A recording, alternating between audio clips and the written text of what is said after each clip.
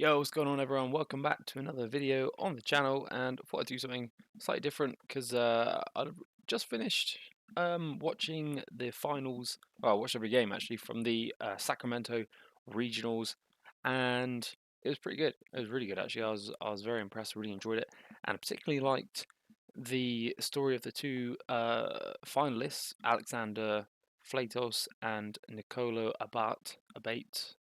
Apologies, whichever. Um, Both players at their first ever international tournament came top one and top two. So both of them never played in the regionals before, which is really amazing. And I was looking for actually on X on Twitter, some take on it that was like it's the fact that that happened is an example of why the game is bad, and I just think that's such a not only is it just such a bad take, but I mean it's just so disrespectful to not only Pokemon players that have been to many competitions, but also these two players as well. Um, and it's disrespectful to the card game as well. It comes up around the same sort of time as there's again now on Twitter. There's a lot of talk about the Yu-Gi-Oh versus Pokemon sort of debate, if you like, and someone's posted, and you've probably seen it floating around. Posted that they've quit Yu-Gi-Oh. They're playing Pokemon now, and it's they like it because it's because Yu-Gi-Oh is 6 times harder, as they say, and that's become a bit of a meme. Um, but yeah, so I don't know where I was going with that. I'm just chatting. Anyway, let's look at the two lists. Before you do that, if you could leave a like, comment, subscribe, all that sort of stuff, and then yeah, here we are. I'm not going to go anywhere without you. So Nicolo Abart's Arceus V-Star deck, featuring, most excitingly, the 1/1 Gyarados VMAX. We can go through. We don't really need to go too deep into these two. I'm sure you know what they do. Interestingly, though, he played the promos from, I believe, the Trainer Toolkit. So it has an incorrect attack number on Trinity Nova, and yeah, not many people use them. So he's got that. He's got the 2/2 barrel for consistency. So it's sort of I suppose you could call this like colorless. Just it's sort of like bare bones Arceus with a slaking tech here, hitting the 260 with the path that he can play, and this tank. So the interesting is it's a weird tech because there's not any one thing where you're like, oh yeah, this hits for weakness on it or anything like that. It's just real big and bulky, and I think the discarding an energy can be super annoying as well in a lot of matchups. I think that's one of the good outs against Charizard EX. You know, they only play usually around about 8 energy, so very quickly as you start to remove those energies and slow them down, yeah, I can see that working. And being 330 HP, it can probably take, well, against Charizard, I suppose it takes 2 hits, but it can take a lot of hits as well. And that big amount of HP. Radiant Greninja, that's pretty much going to be always for consistency. You're not really powering it up. You can't power it up with the Arceus, and you can't power it up with the Melanie, but I suppose you could have 3 turns of attaching. I don't see any Raihans. No, there's not. So yeah, it would take a little while to power that up, so it's not really there for attacking. Energy counts are interesting. We've got the 8 water, you would expect that. 3 double turbo.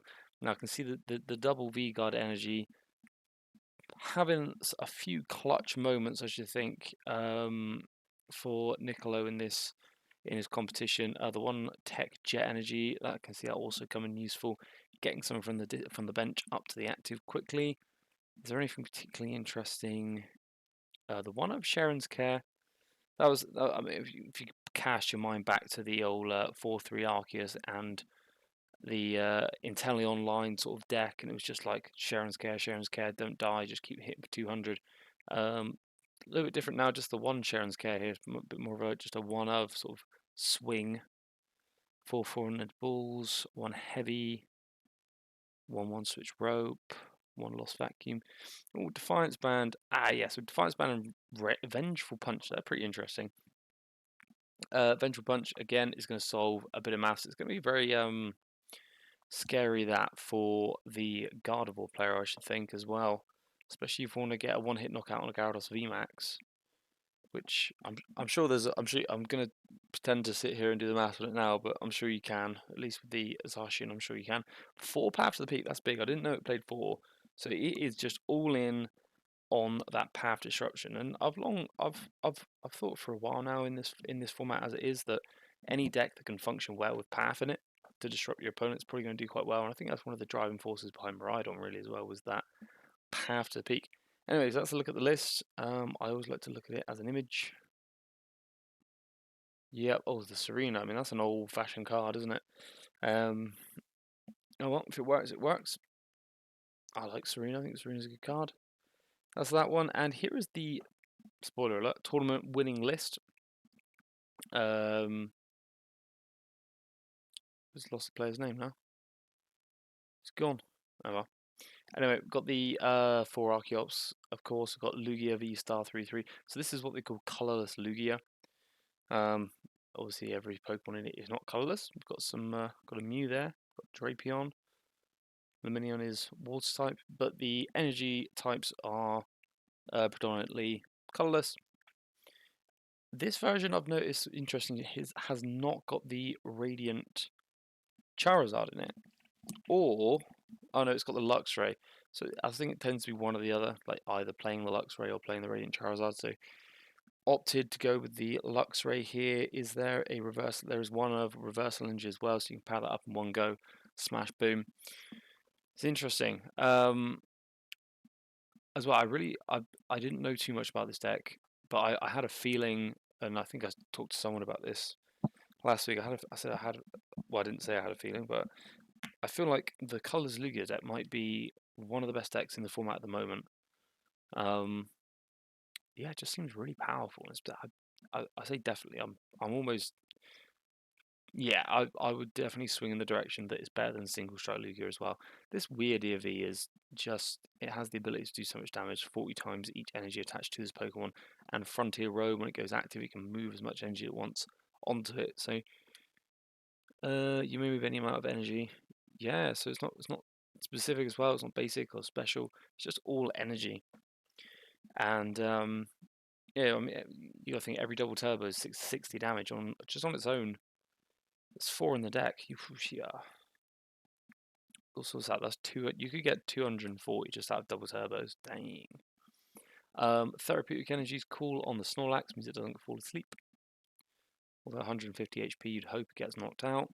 Either way, I think this is the big thing that really makes Lugia colorless stand out compared to the single strike Lugia. It just seems to have more single prize attackers with the Snorlax. The Snorlax just seems, well, I say more, it's just better, isn't it? The 3 Snorlax, 1 Luxray, I think that's better than the, excuse me, better than the Yveltal and the Stunjourner. Yeah, so that is your winning list. There's different, so this one has a lot more trainers. Well, it's got 31 trainers, it has a lot more, well, it's got a lot of 1-ups actually now I'm looking at it. Jeez, lots of 1-ups, wow. This one a bit more streamlined, only got 1 of Burnett. That's interesting, the Burnett debate. Do you go 1 or 2? You know, if you get that early Luminia and you play 2, you do kind of rely on it. And it's prized. You can really be up the creek without the paddle. Double collapse stadium, 2 Mezagos. We've got 4 stadiums. Yeah, this is cool. I think as far as Lugia goes, I don't play a lot of Lugia, but I might give this Lugia variant a go. Actually, I think it could be really good. I mean, obviously it is just one of regionals, but yeah, I think it could be good. Well, we've jumped in and we've looked at the 2 winning decks. I kind of had a scroll just now. I didn't see much of too interesting. I'm interested in the Lost Zone Charizard. This was piloted by Mr. Szymanski, and this one has the the Pidgeot V with the 2 Forest Seal Stones for that bit of extra oomph on top of the top 8 deck at Peoria, which was this one here. This was really good. Oh, but it doesn't have the Ditto in it. Oh no, Alex Szymanski cut the Ditto. What are you doing, mate? And the Articuno. Whoa, what's going on, guys?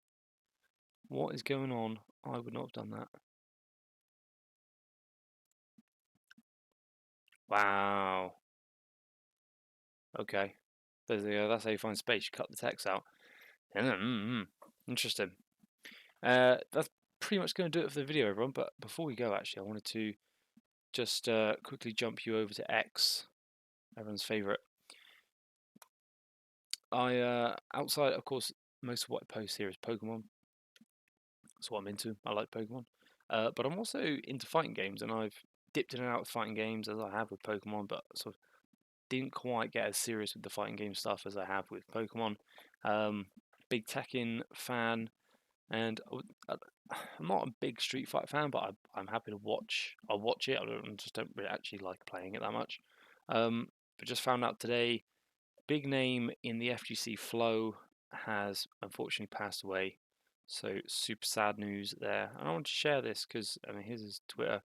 It's always weird going on the Twitter of someone who is no longer with us. It seems pretty crazy. You see his most recent tweet, just talking about Diablo, but rest in peace. Rest in peace. So super sad. For me, this is probably the biggest memory I've got with Flow is being on the Excellent Adventures of Gutek and Mike Ross. So I used to watch it every. It used to come out every week. And I used to watch it every week as soon as it came out. Well, I used to watch it on the Sunday. I think it came out on the Saturday or Sunday, so it worked really well for me. And it was during a time where I actually was alone quite a lot because I was living away from home and wasn't super friendly with everyone around me. And this was something I always look forward to doing and watching. And I remember Flo's episode. I think maybe he had more than one, being really good. So yeah, sad to see Flo unfortunately again passing away on the 16th of October. So we're now on the 19th. So just a few days ago. So rest in peace to him. And that is going to do it for the video, everyone. Thank you very much for watching. Do leave a comment and subscribe, and I'll see you again for the next one. Cheers.